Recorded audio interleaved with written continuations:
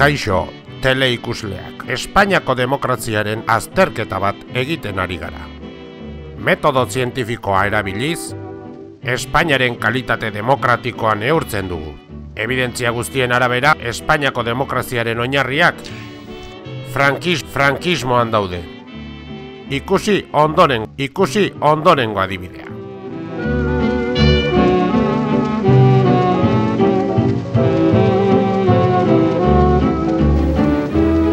Mientras Nodo recoge fielmente las manifestaciones de adhesión y grandes movimientos de masas obreras agradecidas a Franco y sus ministros, los conflictos laborales son sistemáticamente obviados en los medios de información oficiales. Como un paro de trabajadores del sector textil en Manresa, que se extiende con rapidez y de forma espontánea a un cierre de comercios en la comarca y llega hasta Barcelona, convirtiéndose en una huelga generalizada.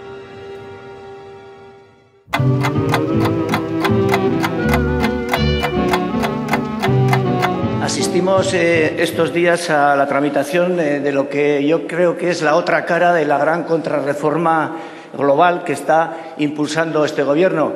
En la primera fase vimos la reforma laboral, reforma educativa, reforma sanitaria, de las pensiones, de administración, y ahora toca la otra cara de la moneda. Le toca pagar el pato de toda esta contrarreforma reaccionaria a los derechos y libertades. Esto es lo que tenemos hoy encima de la mesa. Hace aproximadamente un año, en la interpelación que Amaiur hizo al ministro del Interior, señalábamos cómo era objetivo, cómo se estaba produciendo en todo el conjunto del Estado todo un hervor, una protesta continuada y muy diversa en relación con todas las reformas que estaba implantando el Gobierno, y señalábamos y denunciábamos cómo la respuesta que se estaba dando por parte del Gobierno a todo esto estaba sentada fundamentalmente en la imposición y en la represión policial. Esto lo afirmamos entonces. El Gobierno, en vez de aproximarse a todas estas protestas, manifestaciones, revueltas, huelgas, con ánimo de buscar las causas de todos estos conflictos y actuar sobre las mismas, dialogando, negociando, sentándose, acordando, la postura del Gobierno ha sido siempre de imposición, de represión. Y esto lo han visto los mineros, esto lo han visto el 15M, las distintas mareas, los jornaleros y jornaleras andaluzas.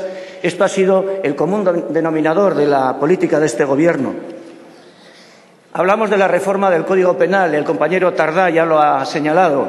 El Estado español presenta una de las tasas de criminalidad más bajas de toda la Unión Europea. 45 delitos por cada 1.000 habitantes frente a los 67,6 promedio a nivel europeo. Por contra, la población encarcelada es de las más altas. Contamos con 160 personas presas por cada 100.000 habitantes, mientras que el promedio europeo es de 126. Es decir, señor ministro, ¿cómo se puede explicar esto? Contando con una ciudadanía de lo más pacífica, de lo menos delictiva de la Unión Europea, sin embargo, tenemos el sistema carcelario, penal, más represivo de toda Europa. Y, sin embargo, esta reforma, en vez de ablandar todo esto y dar pasos hacia atrás, lo que hace es endurecer todas las medidas penales y represivas. ¿En qué mente cabe esto, señor ministro? Yo creo que en las mentes en las que estos criterios caben están asentados unos firmes principios autoritarios, muy cercanos al que vivimos algunos hace ya unas cuantas décadas. Nos recuerda, sin más, al franquismo que conocimos, así de claro. Además, las cárceles, y usted lo sabe, es de dominio público, están llenas de gente pobre, de prostitutas, de inmigrantes, de pequeños rateros. Se castiga mucho más al pequeño delincuente que reincide que al gran defraudador urbanístico o fiscal. Estas personas, cuando se tropiezan con el Ministerio, cuando se tropiezan con la justicia, estas lo que suelen hacer en muchos casos es mirar para otro lado y no con el pequeño delincuente, no con quien hace una pequeña defraudación a la seguridad social. Estos días se están tramitando en este Congreso dos medidas que caminan en la misma dirección. Ya se ha señalado también la reforma de este Código Penal y la reforma próxima de la Ley de Seguridad Ciudadana van por el mismo camino. En definitiva, el Estado policial y carcelario se refuerza por encima de un Estado asentado en libertades democráticas y derechos humanos.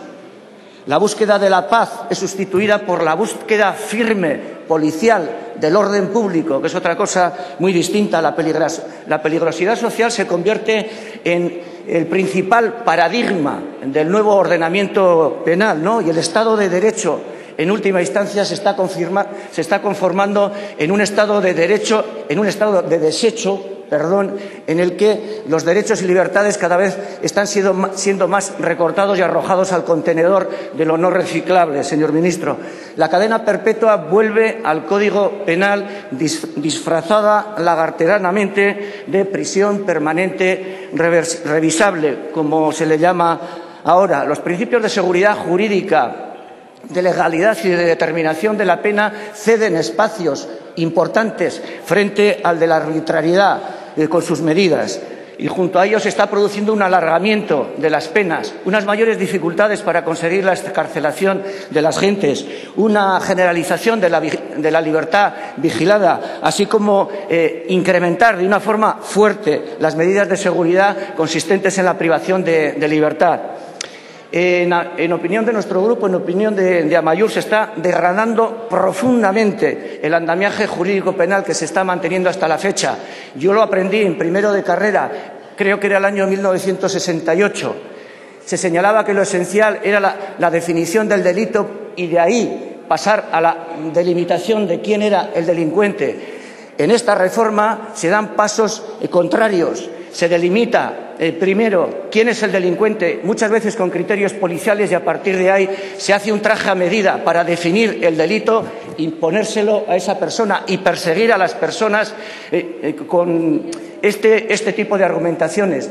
Se consolida el derecho penal de autor y cede las anteriores consideraciones que se estaban teniendo en este ámbito. En igual medida, el concepto de culpabilidad sobre el cual estaba asentado el ordenamiento jurídico penal cede terreno a marchas forzadas al de la peligrosidad, y con ello se cierra el círculo. Se define cuál es el sector social a perseguir. En función de esto se dibuja, se hace el traje a la medida del delito y se persigue a todas estas personas.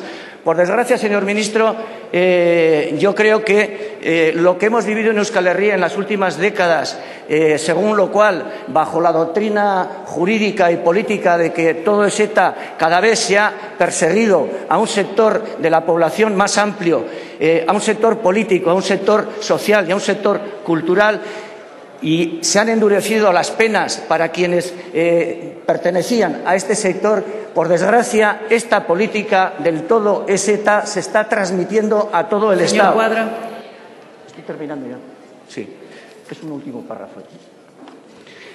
Tras 2 años, señor ministro, de cese de la actividad armada, el Gobierno necesita buscar nuevas ETAs. El Gobierno necesita buscar nuevas kales borrocas, y lo está encontrando. Quiere buscarlo en la confrontación social, en la revuelta social, en la protesta social que se está dando por todo el Estado, en las mareas, en el 15M, en cualquier tipo de movilización social que se está dando. Ustedes están buscando, están creando en esta contestación nuevos enemigos a los cuales aplicarles este traje penal que están fabricando con la reforma del Código Penal. Hace falta también saber si para ustedes, para quienes hacen parte también de estos movimientos sociales, es posible que se disminuya a través de reformas como la que se está implementando en este momento el poder de convocatoria para manifestaciones. Claro, eso es lo que ocurre, que ahora, ¿qué pasa? Que se va a escribir un tuit y ese tuit ya va a incitar a la alteración del orden público. O sea, yo ahora, esta tarde o esta noche, escribo un tuit en el que digo que mañana, por favor, todas las personas que puedan acudir a parar un desahucio, acudan. Y ahora esas personas, por estar ahí con la familia y apoyarla, ¿qué ocurre? Que ya están alterando el orden público. Ayer mismo tuvimos imágenes muy duras. Gilda Salas fue testigo en un barrio de Madrid, en Villaverde, y allí vimos que nuevamente la represión, incluso hay imágenes, una agencia norteamericana, la AP, sacó una imagen de la policía riéndose de fondo y en primer plano la familia desolada, destrozada. En definitiva, esta reforma del Código Penal nos lleva a un Estado neofranquista, podríamos decirlo, y no olvidemos que el Partido Popular, el partido del gobierno en España, está utilizando su mayoría absoluta como un rodillo en sede parlamentaria. Le puedo poner un ejemplo, bueno, le puedo poner dos. Por ejemplo, el día 18 de septiembre, en el Congreso de los Diputados, rechazó una propuesta para prohibir homenajes vinculados al nazismo. Y ayer mismamente rechazó una propuesta para promover la ilegalización de partidos violentos de ultraderecha. ¿Qué quiero decirle con esto? Que van buscando criminalizar la protesta pacífica, porque además se han dado cuenta que con ese movimiento que ustedes han tratado muy bien en los últimos meses de los scratches han sido un éxito, aunque el gobierno diga que es acoso y derribo a sus familias. Se ha demostrado que es una protesta que ha tenido mucha movilización, mucho acompañamiento de la ciudadanía. Por lo tanto, lo que están buscando es que cualquier movimiento social que se manifieste de la manera más pacífica posible, pues sea reprimido a través de estos nuevos artículos que, como ha dicho vuestra corresponsal Hilda Salas, las protestas en los bancos, estas que promueve la plataforma de afectados por la hipoteca, también están siendo un éxito, porque de hecho hace una semana colapsaron bancos de Barcelona. ¿Qué ocurre? Que ahora, con ese artículo que ha citado Hilda, pues ahora se criminaliza a esa gente y puede ir incluso a la cárcel. Los delitos de terrorismo, los terroristas en España tendrán una prisión permanente revisable, eso está absolutamente garantizado.